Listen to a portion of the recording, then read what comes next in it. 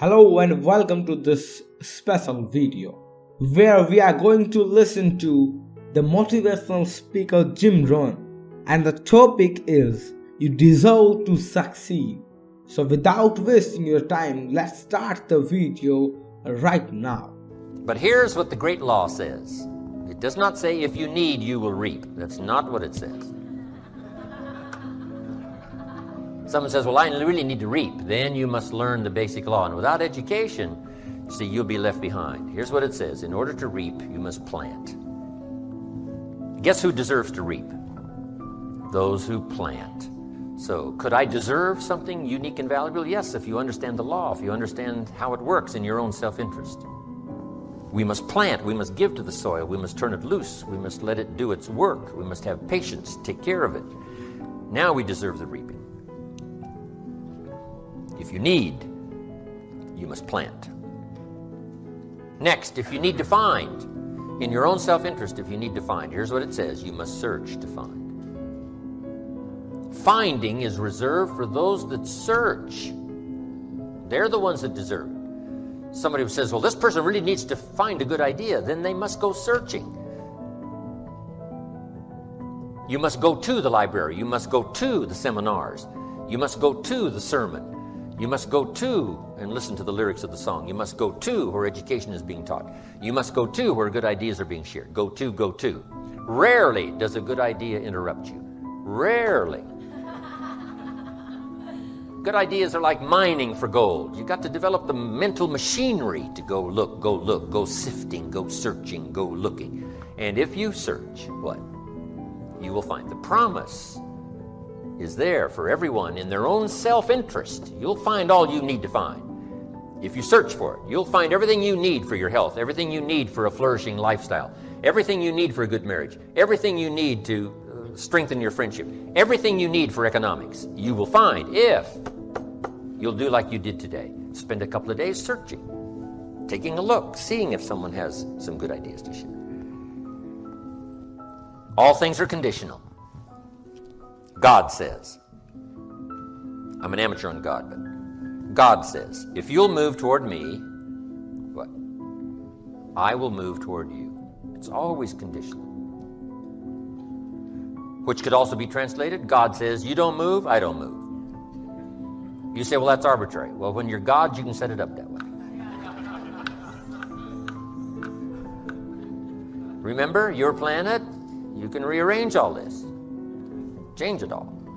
But on this one, here's what's interesting. What you move toward tends to move toward you. If you move toward education, education starts to seek you out. This is one of the unique positive mysteries.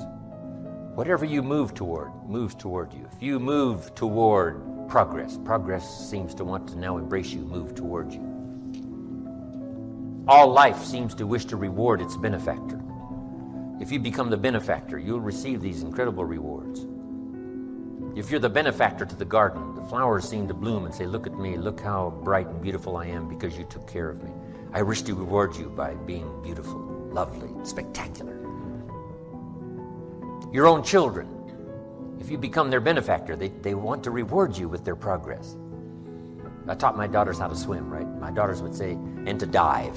And my daughters would say, Daddy, watch. Look, watch. Look what you've created here. I mean, you've spent the time with me and, when it didn't go well, now look at me. This is the payoff. Watch me dive. I was their benefactor. Now all life wishes to respond to the benefactor. Those who give their time, give their effort, give their patience, give their ideas, the benefit of their experience. Now, whatever has benefited from that wishes to respond. The crop wishes to grow. The child wishes to show you how much progress they've made. That is so exciting. Otherwise, the wisdom is wasted. Otherwise, the emotion soon passes. Unless you put it into a disciplined activity. Capture it. Disciplines is called how to capture the emotion and how to capture the wisdom and translate it into equity. Disciplines. Now, here's what's important about disciplines. All disciplines affect each other. In fact, here's a good philosophical phrase. Everything affects everything else. Nothing stands alone. Don't be naive in saying, well, this doesn't matter. I'm telling you, everything matters. There are some things that matter more than others, but there isn't anything that doesn't matter. Okay. We all pity the man who says, well, this is the only place I let down. Not true. Key to take home. Every letdown affects the rest of your performance. Every letdown affects the rest. If you don't take the walk around the block, you probably won't do the apple a day. If you don't do the apple a day, you probably won't start building your library.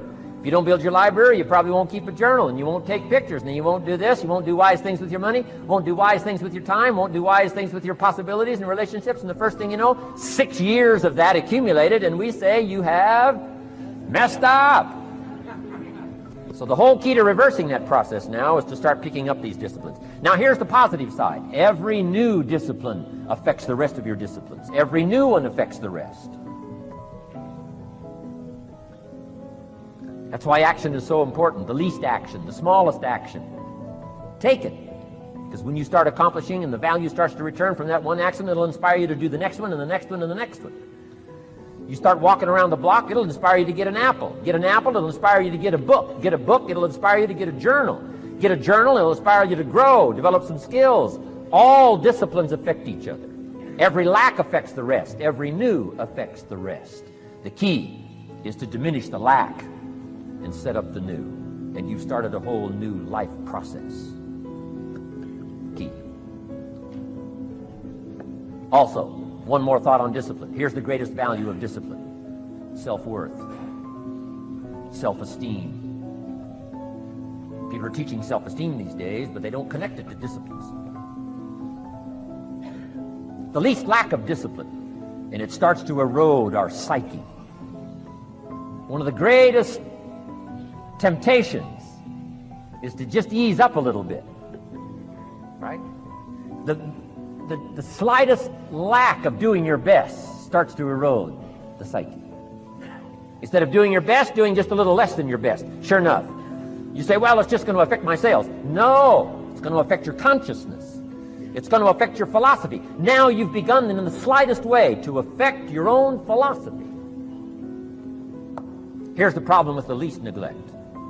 Neglect starts as an infection. And if you don't take care of it, it becomes a disease. And one neglect leads to another. And the worst of all, when neglect starts, it diminishes our self-worth, our self-confidence, our self-value. You say, well, how can I get back my self-respect? I'm telling you, you don't have to go to 29 classes. All you have to do is start the smallest discipline that now corresponds to your own philosophy, like I should, and I could, and I will. No longer will I let neglect stack up on me so that I will have the sorry scenario 6 years from now, giving some excuse instead of celebrating my progress. That's the key to discipline. Okay? Let's get kids involved in the least of disciplines. One more, and then one more, and then another one, and then another one, and then some more. And the first thing you know, you're starting to weave the tapestry of a disciplined life into which you can pour more wisdom and more attitude and more strong feeling, more faith and more courage. Now you've got something, a vessel in which to put it. And now the equities start to flow. And the early return, I'm telling you, if you'll start this process, the early return will have you so excited. You'll commit yourself to this strategy for the rest of your life. And we all have the ability to align ourselves with something that will outlast us, something that is bigger than ourselves, and energize and propel us to new levels of consciousness. So the highest state of consciousness would be to know that there is nothing that can stop you. That's right. And to know that whatever happens to us, we are better than that. That not to judge ourselves based upon the results that we're producing right now and based upon our circumstances. Our circumstances do not determine us. Even the results, they're only a reflection of what we've become. That's all.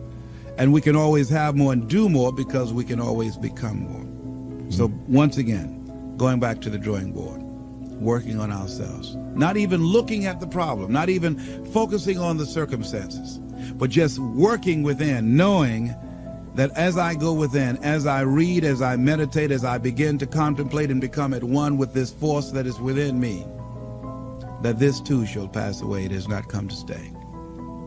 Thank God it doesn't come to stay. That's right. The man said, thank God trouble don't last always, but he said, but it lasts long enough. Lasts long enough, plenty long enough. I've heard you say many times, you don't believe these things work. You know they work, don't you? Oh, yes. That's the only way that I've been able to do it. Yes. Thank you so much for watching this video. Subscribe this channel for more motivation.